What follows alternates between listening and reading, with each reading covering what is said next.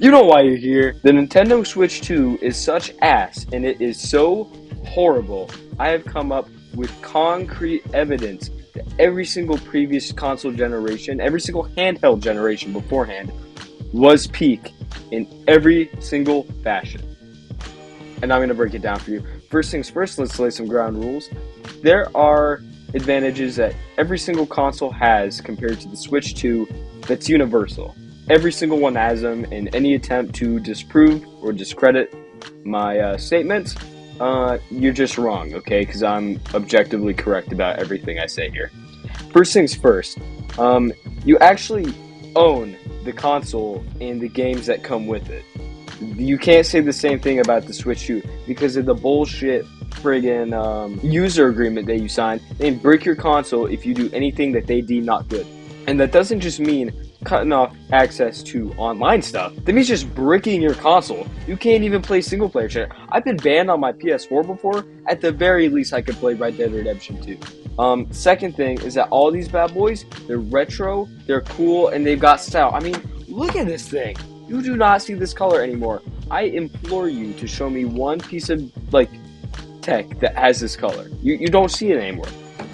Same thing with the flipbook design of the SP. It's just peak. It's just peak.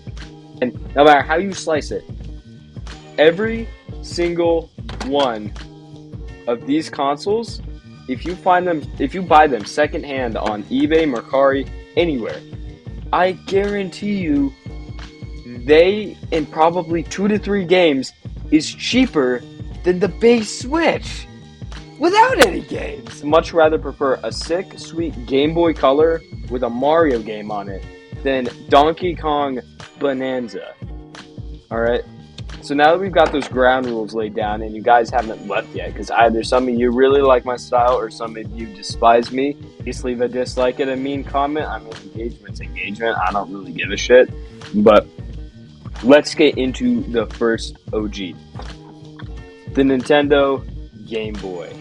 Now, you may be thinking to yourself, okay, without your previous reasoning as to why this is better, what advantages could this possibly have to a Nintendo Switch 2? This is the Nintendo Game Boy camera. And you might be thinking to yourself, what point is this dude trying to make?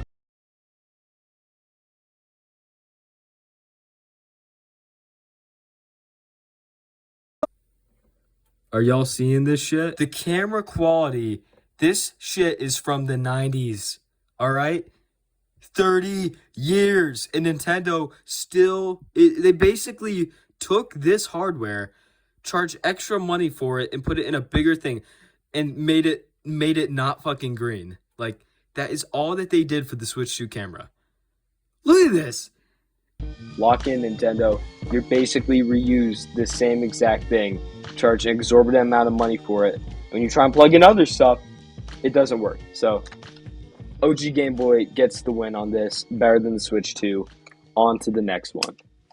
Now we are taken to the Game Boy Color, the much more colorful and much more thinner version of the OG Game Boy. I'm going to bring up to you the pocket real estate theory. So first things first, I don't have the Switch 2 with me because I'm not rich, but if you like and subscribe, maybe I can be. Basically, I have a theory that pocket real estate is the most important thing a man can have when traveling.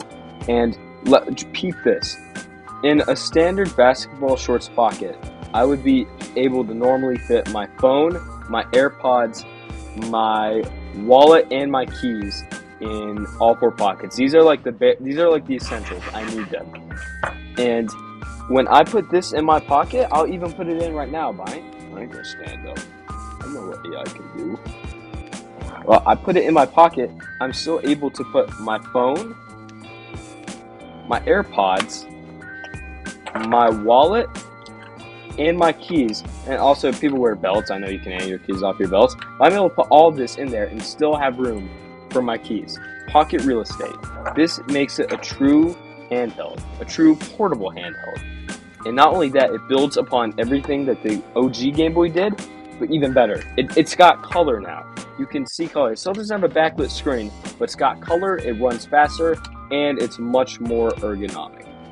And it's a true handheld because I can just whip it out and play it anywhere I want. On the subway, whip it out. In public, whip it out.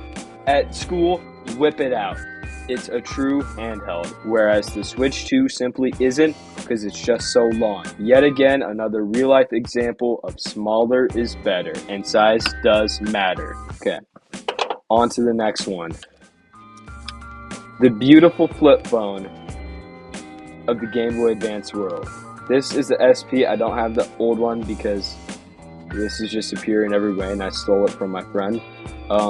The Game Boy SP builds on everything, yet again, that the previous Game Boys did. Color, and peep this shit, backlit screen that you can turn on and off to save energy, backlit screen, instant load times, really ergonomic and comfortable to play with, even better pocket real estate, and just fold it up, put it right in there, smaller the better. And also, this thing plays 3 generations of Game Boy games. It plays OG Game Boy games, Game Boy Color games, and Game Boy Advance games. Okay? If the Switch 2 had that type of capability, it would be like the Switch 2 games, the Switch 1 games, the 3DS games, and the DS games, all in one console. This thing does it all. It's superior. It's the best. This right here is a video cartridge. I want to say rare. It's not really. You can find them on eBay. But you can watch full-length SpongeBob episodes on this shit, and it doesn't even connect to Wi-Fi. You own the media. You can watch the load time's a bit, but you can watch SpongeBob on your Game Boy. Can the Switch 2 do this? No. I didn't think so. Onto the GOAT of my childhood, and likely many of yours. What more is there to say about this? So I'll just say 2 things. One, Nintendogs existed on here, and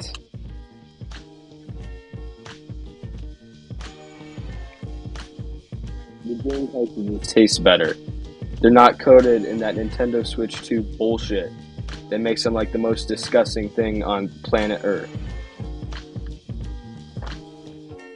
I licked a DS cartridge. You need to subscribe. So yeah, I mean, that's basically all I need to say. Nintendogs and a tasty cartridge, okay? Now, I don't have one with me, but I'm just gonna say a few words. The 3DS, you can homebrew it. I mean, it's the most easiest Nintendo handheld that you can homebrew and mod, and it's so goddamn easy. I'm gonna link a video down below on how to do it. I don't even have one. Unlike the Switch 2, if you do mod this, Nintendo won't be sending a goddamn SWAT team, a lawsuit, and 2 big black hammers to bash in both your arms for even considering modifying their perfect hardware with. God! Nintendo put in all this work for 7 years! 8 years just for you to spit on their face by wanting more games at a higher frame rate? The tragedy! Yeah, you own this console and you can do whatever the hell you want with it. Yeah, that's the end of the video. If this video does good, I may make another one like it for the PS5 with like all the PlayStation consoles. I don't think this will be my niche. Subscribe and like the video if you want another one with a PlayStation, but don't subscribe if you like this type of content. I'm keeping the character the whole time though.